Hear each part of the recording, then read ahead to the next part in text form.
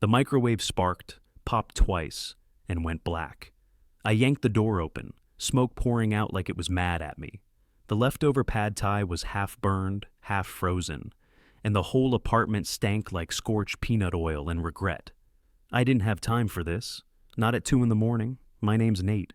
I was 23, living in a studio apartment that looked like it had been condemned during the Bush administration. Cracked drywall, flickering ceiling light, ramen packets stacked next to takeout boxes I was too tired to throw out. My laptop, half dead and held together by duct tape, was the only thing in that place worth more than $100. Quick note, before we start, how's your day going and where are you joining from? Anyway, I wasn't just burning dinner. I was trying to debug the first working prototype of a sentiment model I'd built from scratch. I'd been at it for 18 hours straight, chugging gas station coffee and fighting off a migraine that felt like someone hammering behind my eyes. This was back before AI blew up. Back when machine learning still got you eye rolls at job interviews. Everyone I knew was chasing social apps or crypto garbage. I was the only idiot trying to make software that could read the emotional tone of human language and actually understand it. At one point, I slapped the side of the laptop and whispered, "Just run, damn it," and it did. At exactly 2:13 a.m., the model didn't just run, it lit up. I don't mean literally, the screen was still dim and cracked, but the output started pulsing with something that felt alive. It caught sarcasm, tone shifts, even nuance and bad grammar. Something raw clicked into place. "Yes!" I yelled, so loud the neighbors banged the wall. I didn't care. I didn't even sit back down. I just stood there, fists clenched, watching the lines of code move like they finally understood what they were doing. For 1 second, I forgot about the broken microwave, the overdue rent, the migraine. I was a broke guy in a trash apartment who'd just built something nobody else had. That was 9 years ago. 18 months later, that same apartment had turned into a fire code nightmare. 5 guys half asleep on beanbags, 2 air mattresses on the floor, wires everywhere, 5 monitors running off one surge protector that sparked every time someone touched the fridge. That's when a consulting firm approached us. Funding, mentorship, polished pitch deck and all. "We just want to help scale it," Brent said, smiling with his fake-ass perfect teeth. "You stay in control." I nodded, smiled back, and shook his hand. Then I went to the sink, dumped the rest of the pad thai in the trash, and turned off the microwave for good. Mason sat across from me in a booth at some overpriced taco spot he liked near Market Street, flipping through the printout like it was a used car warranty. "Page 14, section C," I said, tapping the paper. "Right there. If they fire me without cause, I can buy it all back, for $1. He leaned in, squinting. "This clause is weirdly clean." That's the point. He didn't say anything for a second, just clicked his pen and underlined it, twice. "You think they're gonna miss this?" I smirked. "You think Brent's reading past page 5? Mason grunted, signed the final page, and slid it back to me. "You better pray their legal team's as cocky as you are." They were. Nobody caught it. Not Brent with his gelled hair and fake tan. Not Vanessa, who once told me she wanted the brand to feel less data, more vibe. They saw CSO in my title and the future upside in my equity package and figured they'd pulled off a clean founder capture. What they didn't see was the hook buried in that clause, the one with a $sign and teeth. The first few months were tolerable. I stayed on as chief strategy officer, but mostly I babysat the product team while the suits ran wild. Brent started pushing investor decks with fake growth numbers. Vanessa changed our LinkedIn banner to some abstract rainbow blob that looked like melted sherbet. She called it emotion-forward design. I called it garbage. But I kept my head down, picked my battles. My focus stayed on the engine, on keeping the core tech alive while the front office turned it into some yoga mindfulness meets AI Frankenstein. The office changed too. Our whiteboards disappeared, replaced by pastel bulletin boards with buzzwords in loopy font. Vanessa installed a wellness corner with a meditation chair nobody used. Brent hired a team cohesion facilitator named Leo, who made us chant before product meetings. My lead engineer quit after that. By month 8, it felt like the soul of the place had been vacuumed out and replaced with scented candles and PowerPoints. We used to argue over vector math and model drift. Now we were voting on mascot colors. I still had access to the Git repo. Still held the core code base. I kept the keys quiet. Every week, I made a private branch and backed it up to an encrypted drive, just in case. They brought in consultants, alignment specialists, who talked about harmonizing product narratives. These were people who'd never written a line of code in their lives, but suddenly had opinions on my model's accuracy. One day, I found Vanessa standing over an engineer's desk, telling him that neural nets need to feel more inclusive. That same afternoon, I texted Mason. Still watching their filings? He replied with a thumbs up and a screenshot of Brent's latest SEC nonsense. I started tracking everything, every dilution, every pivot, every time they moved my name lower on the organization chart. They thought I was checked out. I wasn't. I was cataloging the murder of my own creation, watching it happen in slow motion. They gave me a glossy title, padded stock promises, and pastel-colored bullshit. But I still had something they didn't even realize was dangerous. I had the paper, Section 14C, still valid, still mine. So I waited, not passively, but quietly. Brent smiled at me like he was already the boss.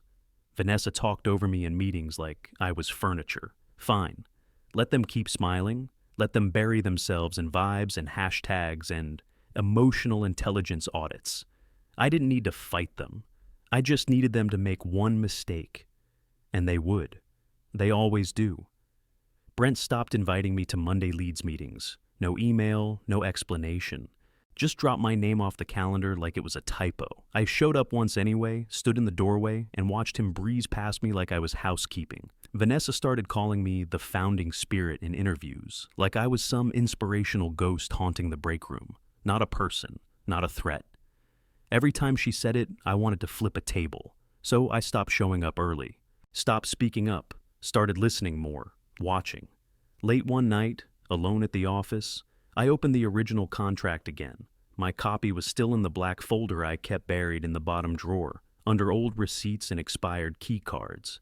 The next morning, Mason texted me out of nowhere. Mason, still want me watching their filings? I didn't even type anything, just sent a thumbs up. The same day, I saw Brent laughing as movers hauled out the last of our old whiteboards, including Bertha. Seeing them haul out Bertha felt like erasure. Felt like they were ripping out my front teeth and painting a smile over it. The vibe in engineering collapsed. Dead eyes, quiet desks. Meetings that used to be chaotic now felt like funeral homes. Asha, my top data scientist, brilliant, obsessive, the kind who forgot to eat when a model clicked, started showing up late, ducking meetings, wearing headphones more often. One night, I caught her in the parking garage. She looked over her shoulder, real quiet. "I'm getting offers," she said. "From real companies, ones that don't use cartoon mascots." I nodded once. "You should take them." She looked surprised. "You're not going to talk me out of it?" "No," I said. "But if you do stay, keep your receipts. Every version, every commit.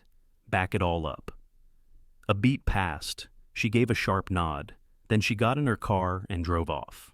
That night, I went home, turned off my phone, and printed a fresh copy of the clause. I wasn't ready to use it yet. But the countdown had started. Vanessa gave a talk at some product summit that week. She said our platform helped companies emotionally harmonize their brand footprint. I wanted to throw up. Brent posted a selfie from some rooftop mixer with the caption, "Feeling the future." Proud of what we're building, I read it while sipping cheap bourbon in my kitchen, the lights off, the claws still warm from the printer. They thought they'd gutted me, that I'd given up. That I was just a face they could slap on a founder story. Fine, let them believe it. The trap was set. Now I waited, quarterly review, conference room B. Fake wood table, bad coffee, someone brought donuts, like this was a celebration. I had 3 slides prepped, metrics, product roadmap, recent breakthroughs and real-time contextual tagging. I barely made it through slide 1 before Brent cut in. "Let's pause here," he said, leaning back in his chair like a game show host. I didn't even look up. "I haven't finished," he smiled. "We know, but Vanessa's got something exciting to share." Vanessa clicked her remote, and up popped a slide with bright colors, emojis, and a cartoon character that looked like a therapy dog crossed with a TED Talk speaker. "Meet Trusty," she said, like this was the damn Super Bowl. He's our new emotional ambassador. I stared at the screen. This cartoon dog, Trusty, was wearing little glasses and holding a heart. I laughed. Loud. Couldn't help it. This is a joke, right? I said, looking around. No one else laughed. Brent's jaw tightened. Vanessa's eyes narrowed. You're clinging to founder sentimentality, she snapped. This brand needs to evolve. The market responds to warmth. Warmth? I looked straight at her. It's a sentiment engine, not a children's book, Brent cut in. Let's not get emotional, ironically. We're trying to assess whether this vision still aligns with where the company's going. And there it was. The quiet bullet. He turned to the board members, all of them looking suddenly fascinated by their water bottles. I mean, is his role still aligned? Brent said, calm, measured, like he was asking if the coffee machine still worked. Nobody said the word fired, but we all felt it hit the floor like a dropped knife. I didn't argue, didn't flinch. I clicked the remote, closed my laptop, and walked out without a word. Back home, I poured 2 fingers of bourbon, stared at the claws, took a breath, and texted Mason. Me. Pull the documents. If they fire me, we trigger it, Mason. Copy. 3 weeks of slow surgical gutting followed. Julian, the last remaining staff engineer from the early days, got walked out with security. No warning, just a Thursday morning calendar invite. He left his coffee mug and that Star Wars hoodie on the chair. 3 engineers quit in a single afternoon. One of them left a sticky note on the kitchen fridge that just said, "Good luck explaining Trusty to enterprise clients." Morale hit basement levels. The product team stopped pushing updates. Slack turned into a graveyard of seen messages. I spent those days quietly syncing every document I still had access to. I moved my backup drive to a safety deposit box, shredded some old notes, made a few calls. I didn't rant, I didn't tweet, I waited. Then, that Friday night, there was a knock at my apartment door. Sam, my old intern, now team lead, hair longer, hoodie zipped up tight, eyes tired. "You're on the list?" he said. I nodded. "Figured. They're framing it like a realignment," he added. "But it's just house cleaning. Brent wants the board to think you're optional." "I'm not," I said. Sam nodded once, then left without another word. I didn't pour bourbon that night. I opened my drawer, pulled out my checkbook, wrote it slow and clean. Paid to the order of company name. Amount, $1. Memo, Section 14, C, buyback. I slid it into an envelope with the clause printout, sealed it, and laid it on my desk. The trap was ready. Now all I needed was the final push. The calendar invite came in at 11:17 a.m. Subject, no subject. Time, 4:30 p.m. Organizer, HR, no agenda, no explanation. Just the digital equivalent of a shovel hitting dirt. I showed up at 4:29, walked in slow, backpack over one shoulder, hoodie zipped. Brent and Vanessa were already there, sitting side by side like smug prom king and queen. Vanessa had her arms crossed like this was beneath her. Brent gave me that salesman half smile, the one he used on investors when he knew they weren't buying. The HR rep, a guy I'd never met, handed me a manila folder without saying a word. I sat down, opened it, started flipping through. Severance, 2 months. NDA, boilerplate, barely enforceable. Health benefits, ends Friday. And then, tucked in the back, like dessert after a funeral, a sample LinkedIn post. After an incredible journey, I've decided to move on from company name. Proud of what we built, excited for what's next. Number, gratitude number, onward, number growth. I looked up at Brent. "You seriously included hashtags?" Vanessa leaned forward. "We thought it'd help make the transition smoother." I kept flipping through the papers like I was reading a takeout menu. They waited for me to lose it, to argue, to plead. I didn't give them anything, just signed the acknowledgement page, stood up, and said, "Are we done?" Brent cleared his throat. "Security will walk you out." Of course. The guy waiting by the door looked like he lived off energy drinks and disappointment, khakis too short, BO covered in Axe spray. He didn't even look at me, just motioned with a thumb toward the hallway. I walked out with him trailing behind like a Walmart greeter with a taser. The office was quiet. Nobody made eye contact.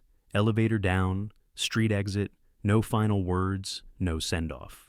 Just the slow, dumb thud of corporate execution.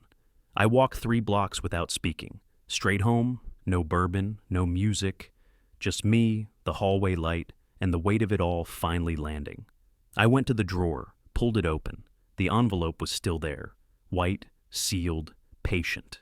Inside, $1 check, memo line scrawled with Section 14C buyback, and the printed clause that was about to change everything. I laid it on the counter, flat, clean. It was go time. I sealed the envelope and handed it to Mason the next morning. He didn't say anything, just nodded, slid it into a FedEx Express sleeve, and scribbled one line on the cover letter. I'm exercising my right under Section 14C. He sent it overnight. Certified, signature required. By Monday at 10:13 a.m., it was logged at reception. Brent brushed it off. Said it was a cute stunt. Vanessa rolled her eyes and called it founder drama. Claimed I was emotionally hijacking the narrative, whatever the hell that means. But legal didn't laugh, not even a chuckle. Their general counsel, a guy I'd never met, recently hired, probably for optics, dug into the paperwork, verified signatures, timelines, clauses, then cross-checked it all with state records. And that's when the smile died. They never formally merged the startup into the holding company. They streamlined it, per Brent's words. But the original entity, the one in my name, still held the IP and the founding shares. The clause wasn't just valid, it was live, and they'd already cashed the check. Brent panicked. Vanessa denied everything. Legal called Mason directly. He gave them 5 words. Talk to your own counsel.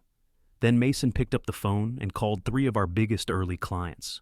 Same tools, he told them. Better leadership. You in? My phone exploded. Asha texted first. Let's burn it down. Then Daniel, our old ops guy. Heard you're back. Got chills. Then Joya, the only person who ever dared push back on Brent in a meeting. We only stayed because of you. People started reaching out from everywhere. LinkedIn, Slack, even old burner email threads. Engineers, analysts, PMS. People who'd quit. People who'd been shoved out. All of them saw the post I didn't even have to make. By Wednesday, I had more DMs than I could read. And by Friday, Vanessa cracked. She rage-posted some vague essay on LinkedIn titled, When Ego Meets Leadership, full of lines like, vision isn't ownership, and not all legacies deserve resurrection. Comments were locked by noon, shares disabled by dinner. Brent started sweating on investor calls. Word got out. Fast. The clause had teeth, and we'd bitten down hard. They didn't just underestimate me, they forgot who built the damn thing in the first place. They forgot that while they were designing Trusty the mascot, I was still holding the original keys. You don't eject a founder without reading the fine print, especially not the one who never stopped preparing for this exact moment. They tried to call it a glitch, a misunderstanding. They even floated a settlement, but it was too late. The check had cleared, and with it, so did my ownership. Saturday morning, emergency board meeting. No catered brunch, no warm greetings, just panic and business casual. The clause was already on the projector. Mason sat next to me, calm as a sniper. I didn't say a word. The general counsel looked like he hadn't slept. Brent looked like he just realized he wasn't the smartest guy in the room. One of the investors slammed his hand on the table. You handed him the keys. Are you all brain dead? Vanessa tried to talk around it. We were focused on scaling. The language wasn't... Another board member cut her off. The language was clear. He owns the controlling equity. He owns this. I leaned forward, tapped the projector remote, and changed the slide. Next steps. Nobody laughed. That same morning, Joya tweeted, we signed on for him. Not the rebrand. Not the cartoon 50,000 likes in under an hour. Her profile picture was still our old logo. The trade media jumped on it. Fastline Weekly ran a headline by noon. Founder reclaims company with $1 clause. The lawsuit that wasn't. By Sunday night, my inbox was a war zone. Resumes, old team members, reporters, even venture firms pretending they always believed in me. We ignored all of it, kept it tight. Monday, we toured a warehouse office in the Mission. No glass walls, no kombucha bar, just exposed beams, decent power outlets, and room for desks that didn't match. Smaller, faster, meaner, perfect. I brought in a folding table and tacked the printed clause, section 14C, onto the drywall with a push pin. No frame, just raw paper. That clause was the frame. By Tuesday, Sam showed up with a laptop under one arm and a paper bag full of donuts. "I kept receipts," he said. I pointed to a chair. "You're back." No title, just get shit done. Julian emailed next, "Ready to unfuck things." I sent him the new repo link and a time, 9 a.m. tomorrow. No Zoom, show up or don't. Asha was already building again. No invite needed. She claimed the corner desk and started tearing apart the trusty code like it insulted her mother. Even Beth from finance emailed. Subject line, "Please say yes." I replied with 2 words, "Bring bagels." We didn't do interviews. We didn't do onboarding. We held war councils. Mason picked up pizza, dumped it on the table. Beth found a used whiteboard on Craigslist. Sam wheeled it in with one arm, said, "Bertha 2.0. It was chaos. It was loud. It was home. We sat on folding chairs, argued like family, scribbled like mad. We ate cold donuts, rewrote the roadmap on the wall, and made fun of Brent's hairline for morale. And underneath it all, there was rage. But not the bitter kind. It was the kind that builds, the kind that moves, the kind that doesn't forget what they did to us, and doesn't need to forgive it to move forward. We weren't rebuilding the company. We were taking it back. By Wednesday morning, Fastline Weekly dropped the nuke. The dollar clause that sank a tech darling. Front page. Bold font. Screenshot of the $1 check at the top. My signature crisp and centered. The subhead didn't pull punches. Founder uses buried clause to reclaim controlling interest. Investors furious. Leadership implodes. Brent and Vanessa got roasted. 3 paragraphs in, it quoted Joya's tweet. We built it with him. We stayed for him. They pushed him out for a mascot. It went viral before lunch. Vanessa panicked. Posted some 8-paragraph rant on LinkedIn titled "The High Road and Low Ceilings." She said she believed in collective vision and evolving past ego. Called my move toxic founder nostalgia. By the time I read it, her comments were already locked, shares disabled. Half her mutuals had untagged her in everything. Brent tried to pivot, slash staff, posted a grim-looking video announcing strategic refocus, then launched a podcast, Trusty Talks. No joke, it was real. He opened episode 1 with, "Let's get vulnerable about leadership." 6 views, 4 were hate watches from our office. 1 was Mason. By Friday, their stock flatlined. The VC who backed them last round posted a 1-line tweet, "Do your diligence." Especially on clauses Mason didn't even smile. Just handed me a pen and pointed at a lease. Same building, 2 floors down. I signed it on the same folding chair where we'd been holding meetings. Used the $1 check as a coaster. Next day I showed up in a hoodie to check out the space. Old carpet, busted lighting, printer jammed in the hallway. Felt like home already. Receptionist at the front desk, probably new, looked up and said, "Hi, can I help you?" "Are you with press?" I grinned. "Nah, I'm next door." She blinked. "Oh, like next door?" "Yup." I walked past her like I owned the place. Because legally, I kind of did. Within 2 weeks, we had the bones of it rebuilt. Desks from Craigslist. A single tower server that sounded like a dying lawnmower. Coffee machine we had to kick to get working. And the team, half of them showed up without even being asked. Asha set up her command center in the corner. Cables everywhere. Monitors stacked like Tetris. Julian had a list of everything broken in production and was already 3 bugs deep. Beth was onboarding contractors like she'd never left. We painted the back wall ourselves. Our new logo went up in vinyl. Rushed, slightly crooked, but perfect. A phoenix, wings spread wide, rising out of a flaming dollar bill. Subtle? Not at all. Satisfying? More than I can explain. Nobody gave speeches. Nobody talked about healing or moving forward. We just kept building. Mason popped by once, coffee in hand, and looked around. He said, "Feels like before." "But meaner good," I said. "Mean works." And it did. I wasn't supposed to be there. Some tech guru bailed last minute for a soul retreat in Bali, and suddenly the keynote slot opened up. Conference lead called me in a panic. "You free tomorrow?" "We need a closer," I said. "Send me the slide deck name." They sent "The Price of Forgetting the Fine Print." I replied, "Perfect."